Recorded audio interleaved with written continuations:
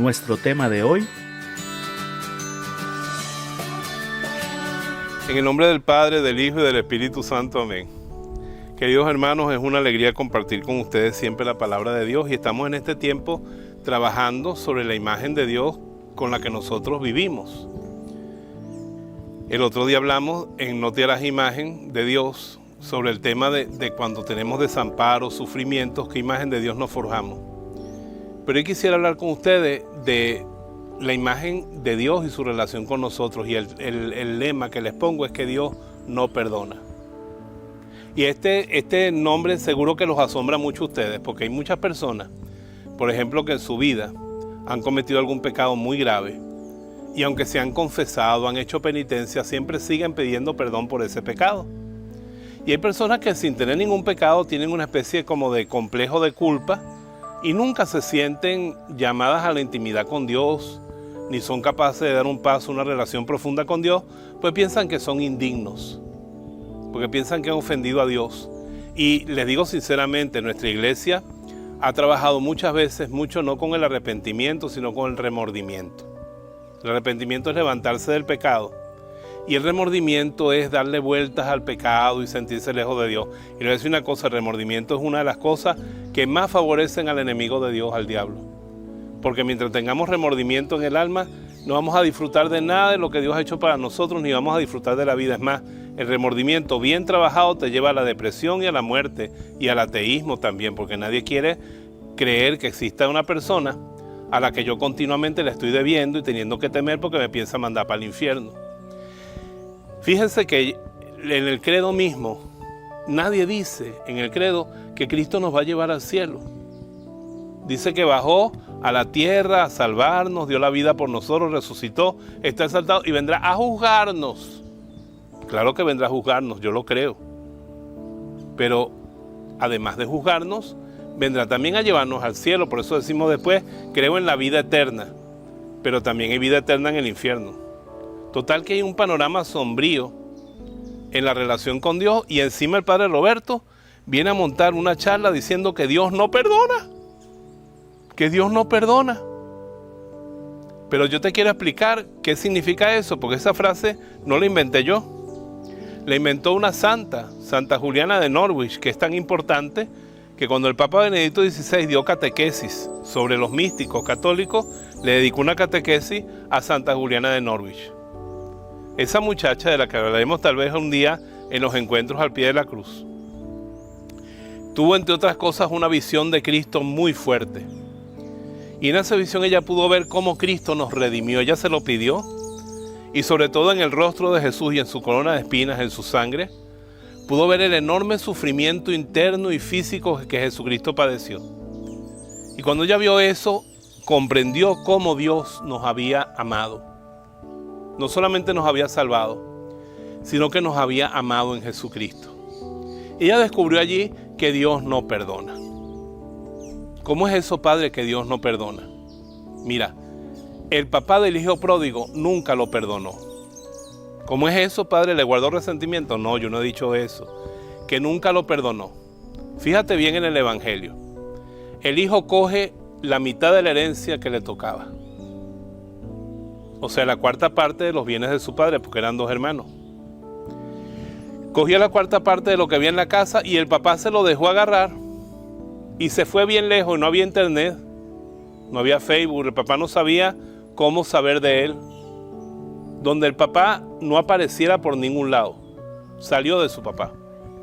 Y ahí se dedicó a vivir perdidamente. Olvidó todos los consejos de su padre, toda la prudencia que le había enseñado, y se dedicó a la vida loca. Y llegó un momento en que se arruinó y quedó cuidando cerdos. Para un israelita cuidar cerdos es el trabajo por debajo de los trabajos. Es preferible limpiar excremento que cuidar cerdos, porque son animales impuros. Y él está entonces en un estado de impureza permanente. Y allí no tuvo ni un ápice de amor por su papá, ni dijo, cónchale, mi papá me debe estar extrañando. Mi papá debe sentirse solo, nada de eso, sino que pensó, en la casa de mi papá los esclavos comen mucho y beben, y yo aquí estoy tratando de comerme la comida de los cerdos, ya yo sé. Volveré donde mi padre y le diré, pequé contra el cielo y contra ti, ya no merezco llamarme hijo tuyo, no tengo perdón, quiero ser un esclavo tuyo. Él no creía para nada en el amor de su papá, ni esperaba para nada volver a ser hijo en la casa como lo había sido antes, que hasta podía llevarse la cuarta parte de los bienes y gastarlo. Y cuando vuelve, el papá lo estaba esperando como si se hubiera ido ayer, como si hubiera ido a estudiar en la universidad. Y cuando vuelve le cae encima a besos y ni lo manda a bañar, así hediondo a cerdo, así impuro, así lo abraza y lo cubre de besos y le manda a poner un vestido real y un anillo en la mano como hijo, y le manda a poner sandalias nuevas, y mata al cordero cebado. Le hacen una fiesta al becerro cebado, más que un cordero, un becerro. Le hace una fiesta y lo defiende de su hermano. Nunca lo perdonó. ¿Por qué? Porque el que ama de verdad no perdona. Yo tengo un círculo de personas que debería ampliarse a todos, a los que me interrumpen, a los que me hacen daño, a los que hablan mal de mí. Algún día, si el Espíritu Santo obra plenamente en mí, ya yo no perdonaría a nadie, sino que todos entrarán en ese círculo cercano que tengo de personas que me pueden hacer lo que sea, que yo no los voy a perdonar porque los amo tanto que no me ofende lo que me hagan. Mi mamá, anoche estaba yo pensando en las fotos que hay sobre mí chiquito. Y hay tantas fotos mías pequeño que yo me di cuenta, claro, eso es lógico, porque la adoración de mi papá y mi mamá era yo, su único varón. El único varón de la familia, me lo decían. Conmigo se acabaron los Zippors. Porque si yo no tuve otros Zippors, ya de la rama nuestra, no hay más Zippors. En otros países hay, pero son otras ramas. El último mohicano y yo. Entonces, cuando yo estaba pequeñito, yo era la adoración de mi abuela Catalina, la adoración de mi abuela Estefanía, que estaba lejos, había que mandarle fotos en Austria, la adoración de mi papá, de mi mamá y de mis hermanas. Y entonces a mí todo se me perdonaba. A mí no se me pegaba. A mí no se me tocaba porque era el niño. Pero mi mamá todavía, cuando vivía conmigo los 13 últimos años de su vida, a veces discutíamos, a veces teníamos problemas, porque éramos dos seres humanos viviendo en la misma casa. Y yo nunca vi que mi mamá me perdonaba. Una vez recuerdo que le hablé muy duro porque no quería tomarse las medicinas, porque era muy cara. Y yo le levanté la voz, le grité todo, me metí en mi cuarto, tiré la puerta. Inmediatamente, como la amaba, fui a pedirle perdón, me confieso de ese día de pecado mío. Y cuando me arrodillo al lado de la cama, le digo, mamá, perdóname. Me dice, ¿de qué? Y yo digo, ay, Dios mío, ahora tiene Alzheimer también. De lo de ahorita. ¿De ahorita de qué? De que almorzamos. El amor era como una fogata tan ardiente que cuando venía una chispita de agua, la disolvía antes de que llegara. Y así es Dios, hermano. Juliana de Norwich no nos está revelando nada, sino lo que está allá en la carta a los Corintios. Estamos de acuerdo que Juan nos dice Dios es amor, ¿sí o no? Y en 1 Corintios, capítulo 13, versículo 7, creo que este es uno de los más sublimes versículos de la Biblia. El amor todo lo disculpa. El amor todo lo cree. El amor todo lo espera. El amor todo lo soporta. O sea que cuando tú le hieres el corazón a Dios, tocándolo a Él con la brujería, tocándolo a Él con la idolatría, tocándolo a Él con el satanismo, con el ateísmo, cuando tú hieres todavía más profundo el corazón de Dios, tocándole la niña de sus ojos, que son los seres humanos, hiriendo, maltratando, humillando, abusando de una persona, aún en ese momento que podemos decir que el corazón de Dios sufre porque se conmueve con el dolor que tú causas, aún ahí te está amando. Yo siempre me he preguntado desde que estudiaba filosofía, ¿cómo es posible que Dios sostenga vivo el gatillo del dedo que mata? Por amor. Por amor.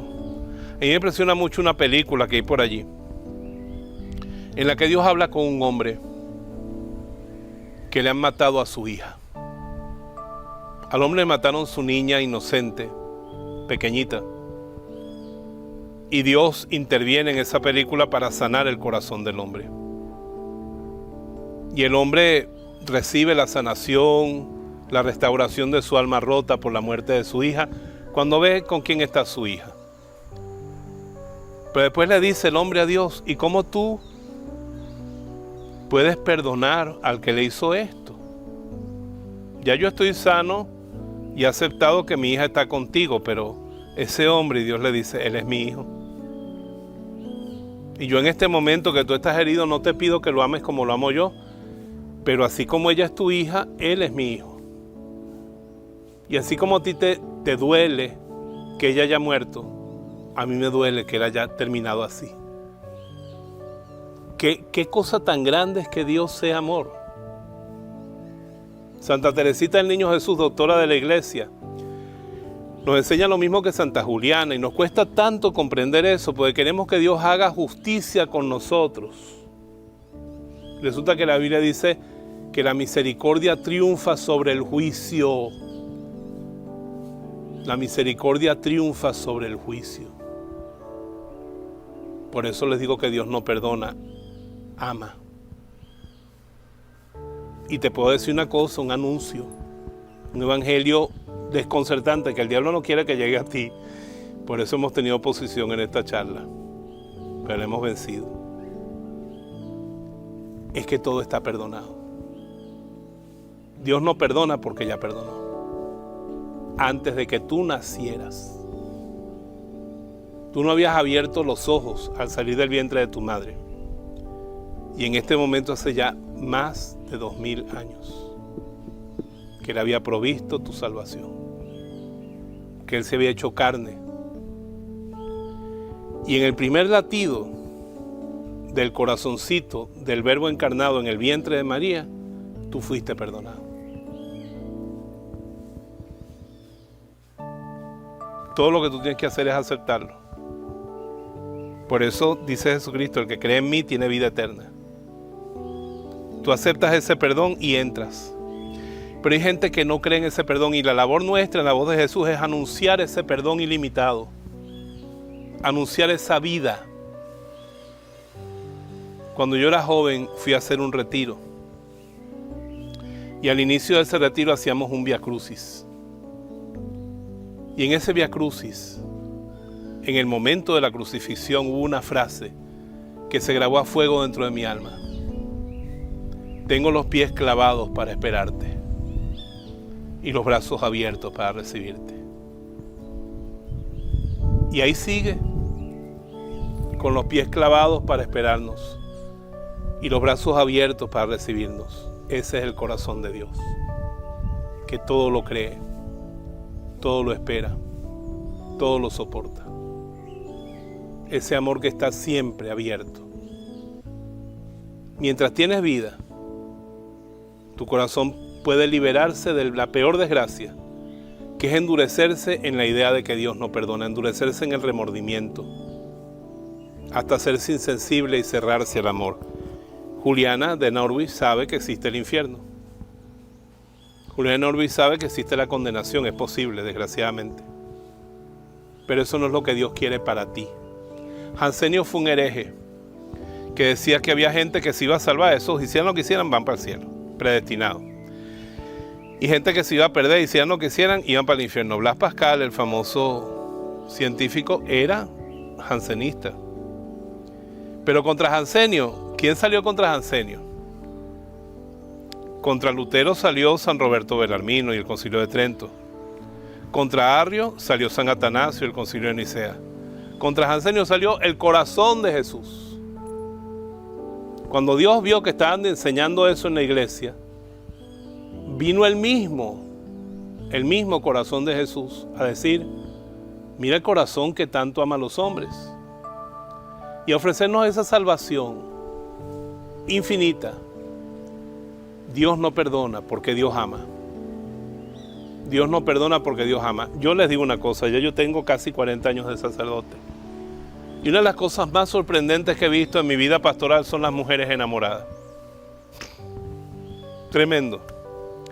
Las maltrata, porque el hombre tiene un problema hasta que lo descubre y se acomoda. No tiene derecho de ser así, por eso hay tanto maltrato a la mujer. Que el hombre a quien peor trata es a la persona que sabe que más lo quiere y no lo va a dejar. Llámese mamá, llámese mujer, llámese hija, llámese amante.